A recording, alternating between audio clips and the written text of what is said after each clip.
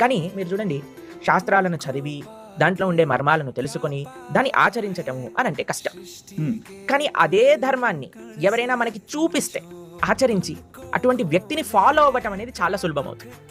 అందుకే కదండి మనకి చూడటం అంటే చాలా ఇష్టం. ఎందుకు అని అంటే చూసింది ఇంకా మనసు లోపలికి వెళ్ళిపోతుంది. ఇప్పుడు చూడండి, ఇంతకుముందు ఎలా ఉండేదంటే పిల్లలు మా చిన్నప్పుడే పుస్తకాలు ఉండేవన్నమాట. పుస్తకాలు చదువుతూ ఉంటాం. దాని తర్వాత టీచర్ బోర్డు పైన రాస్తూ చూస్తూ ఉంటాం.